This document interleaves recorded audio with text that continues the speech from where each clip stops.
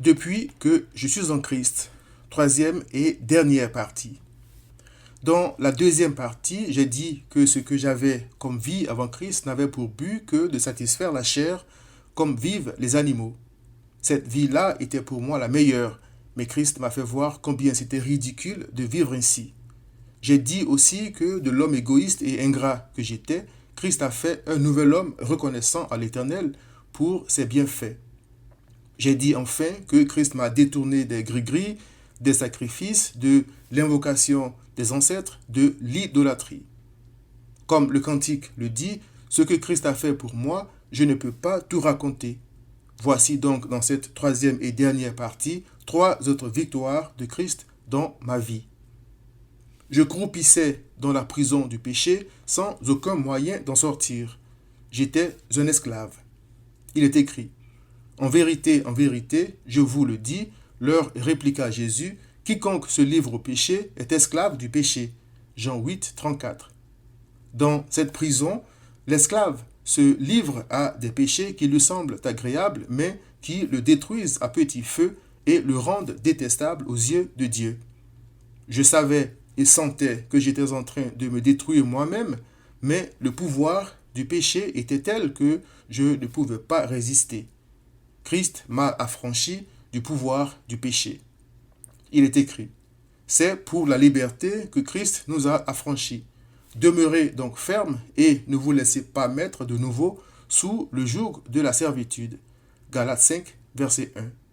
Si je pêche aujourd'hui, ce n'est pas parce que je n'ai pas le pouvoir de dire non, c'est parce que je suis un idiot qui n'apprécie pas sa liberté à sa juste valeur et qui aime ruiner sa paix et sa joie. Si je pêche, c'est parce que la folie est attachée à mon cœur. Proverbe 22, verset 15. C'est pourquoi le Seigneur me châtie pour me faire haïr le péché. Deuxièmement, j'attends le retour de Christ. Ça fait rire certains de mes amis, tout comme ça me faisait rire dans le passé d'entendre des gens dire une telle folie, entre guillemets. 1 Corinthiens 2, verset 14. Oui, comme l'apôtre Paul et tous ceux qui aiment Christ, j'aime son avènement. 2 Timothée 4, verset 8.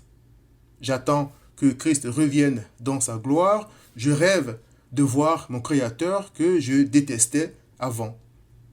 Je sais qu'il va revenir parce que la foi qu'il m'a donnée m'en donne la ferme assurance. Hébreux 11, verset 1. Troisièmement, rien ne me fait plus plaisir désormais que de parler de Christ.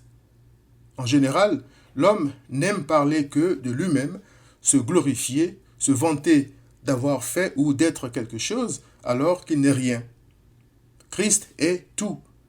C'est donc de lui qu'il faut parler conformément à sa parole parce que la foi qui sauve vient de sa parole. Romains 10, 17. À l'homme démoniaque qu'il avait délivré, Christ a dit, va dans ta maison vers les tiens et raconte-leur tout ce que le Seigneur t'a fait et comment il a eu pitié de toi. Il est écrit, il s'en alla et se mit à publier dans la Décapole tout ce que Jésus avait fait pour lui. Et tous furent dans l'étonnement. Marc 5, 19 à 20.